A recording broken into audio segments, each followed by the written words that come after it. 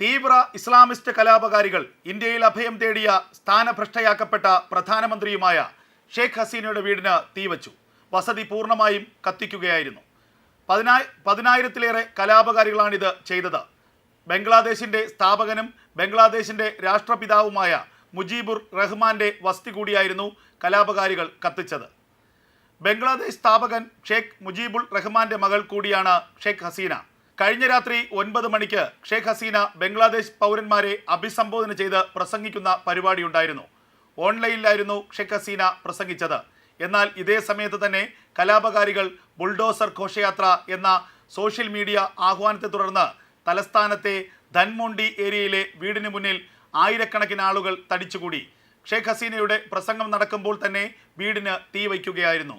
ഷെയ്ഖ് മുജീബുർ റഹ്മാൻ സ്വാതന്ത്ര്യത്തിന് മുമ്പുള്ള സ്വയംഭരണ പ്രസ്ഥാനത്തെ പതിറ്റാണ്ടുകളോളം വീട്ടിൽ നിന്ന് നയിച്ചതിനാൽ ഈ വീട് ബംഗ്ലാദേശ് ചരിത്രത്തിലെ ഒരു പ്രതീകമായി മാറിയതായിരുന്നു. അതായിരുന്നു തകർത്തത്. ഹസീനയുടെ ഏകദേശം 16 വർഷത്തെ അവാമി ലീഗ് ഭരണം അട്ടിമറിക്കപ്പെട്ടപ്പോൾ കഴിഞ്ഞ വർഷം ഓഗസ്റ്റ് 5-ന് 32 ധൻമോണ്ടി വസതിക്ക് തീയിട്ടിരുന്നു. അന്ന് പൂർണ്ണമായും കത്തിയിരുന്നില്ല വസതി. 1960കളുടെ അവസാനം മുതൽ പാകിസ്ഥാനിൽ നിന്നുള്ള സ്വയംഭരണത്തിനായുള്ള തൻ്റെ പ്രസ്ഥാനം ജനകീയ മുന്നേറ്റമായി മാറിയപ്പോൾ ഷെയ്ഖ് മുജീബിനെ ബംഗബന്ധു അല്ലെങ്കിൽ ബംഗാളിൻ്റെ സുഹൃത്ത് എന്ന് സ്നേഹപൂർവ്വം വിളിച്ചിരുന്നതിനാൽ താനും ജീവിച്ചിരിക്കുന്ന ഏക സഹോദരനും അവരുടെ തറവാട് വീട് ഒരു പൊതു സ്വത്തായി ഒരു ട്രസ്റ്റിന് സംഭാവന ചെയ്തു.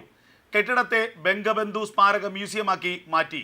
ഈ വീട് തകർത്തതിലൂടെ ബംഗ്ലാദേശിൻ്റെ ചരിത്രവും പൈതൃകവുമാണ് തകർത്തതെന്നും ഹസീന വ്യക്തമാക്കി. 1971-ലെ വിമോചന യുദ്ധത്തിൽ പാകിസ്ഥാൻ സൈന്യവും വീട് കൊള്ളയടിച്ചെങ്കിലും പൊളിക്കുകയോ തീയിടുകയോ ചെയ്തിട്ടില്ലെന്ന് വികാരഭരിതമായ ശബ്ദത്തിൽ സ്ഥാനഭ്രഷ്ടയായ പ്രധാനമന്ത്രി പറഞ്ഞു. പോലീസും സുരക്ഷാ സേനയും ഒന്നും തീവയ്ക്കുന്നവരെ തടയുകയോ പിടികൂടുകയോ ചെയ്തില്ല. അവാമി ലീഗിൻ്റെ വിദ്യാർത്ഥി വിഭാഗമായ ഛത്ര ലീഗ് സംഘടിപ്പിച്ച ഓൺലൈൻ മീറ്റിംഗിലാണ് ഹസീന പ്രസംഗിച്ചത്. അവാമി ലീഗിൻ്റെ ഈ വിദ്യാർത്ഥി സംഘടനയെ ഇപ്പോൾ ബംഗ്ലാദേശ് പിരിച്ചുവിട്ടിരിക്കുകയാണ്. ഒരു വിധത്തിലുമുള്ള ജനാധിപത്യ പ്രക്രിയയും തീവ്ര ഇസ്ലാമിസ്റ്റുകൾ ബംഗ്ലാദേശിൽ അനുവദിക്കുന്നില്ല. അതേസമയം ഷെയ്ഖ് ഹസീന കലാപകാരികൾക്കെതിരെ ആഞ്ഞടിച്ചു. ദശലക്ഷക്കണക്കിന് രക്തസാക്ഷികളുടെ ജീവൻ പണയം വെച്ച് ഞങ്ങൾ നേടിയ ദേശീയ പതാകയും ഭരണഘടനയും സ്വാതന്ത്ര്യവും നശിപ്പിക്കാൻ അവർക്ക് കഴിയില്ലെന്ന് അവർ പറഞ്ഞു. ഞങ്ങൾ നേടിയ ജനാധിപത്യത്തെ കലാപകാരികൾക്കും അവരെ തുണയ്ക്കുന്നവർക്കും ബുൾഡോസർ വെച്ച് തകർക്കാൻ ആകില്ലെന്നും ഹസീന വ്യക്തമാക്കി. വിവേചന വിരുദ്ധ വിദ്യാർത്ഥി പ്രസ്ഥാനം സ്ഥാപിച്ച നൊബേൽ സമ്മാന ജേതാവ് മുഹമ്മദ് യൂനിസിന്റെ നിലവിലെ ഭരണത്തെ കടുത്ത ജനാധിപത്യ വിരുദ്ധം എന്നും ഹസീന കുറ്റപ്പെടുത്തി. അവർക്കൊരു കെട്ടിടം പൊളിക്കാൻ കഴിയും, പക്ഷേ ചരിത്രമല്ല. എന്നാൽ ചരിത്രം അതിൻ്റെ പ്രതികാരം ചെയ്യുമെന്നും അവർ ഓർക്കണം. മുജീബിസ്റ്റ് ഭരണഘടന കുഴിച്ചുമൂടുമെന്ന് കലാപകാരികൾ പറയുന്നു. 72-ലെ ബംഗ്ലാദേശിൻ്റെ ഭരണഘടന റദ്ദാക്കുമെന്ന് കലാപകാരികൾ പറയുന്നു. തീവ്ര വലതുപക്ഷ ഗ്രൂപ്പുകളും ഷെയ്ഖ് മുജീബിൻ്റെ നേതൃത്വത്തിലുള്ള സ്വാതന്ത്ര്യാനന്തര സർക്കാർ അംഗീകരിച്ച ദേശീയഗാനം മാറ്റാൻ നിർദ്ദേശിച്ചു. ഇന്ന് ഈ വീട് പൊളിക്കുകയാണ്. എന്ത് കുറ്റമാണ് അത് ചെയ്തത്? അവർ എന്തിനാണ് വീടിനെ ഭയക്കുന്നത്? ഞാൻ രാജ്യത്തെ ജനങ്ങളിൽ നിന്ന് നീതി തേടുന്നു. ഞാൻ നിനക്ക് വേണ്ടി ഒന്നും ചെയ്തില്ലേ? അവർ പറഞ്ഞു.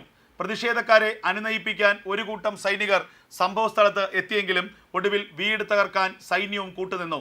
കലാപകാരികൾ സൈനികരെ അഭിവാദ്യം ചെയ്തതായി ദൃക്സാക്ഷികളും പറയുന്നു.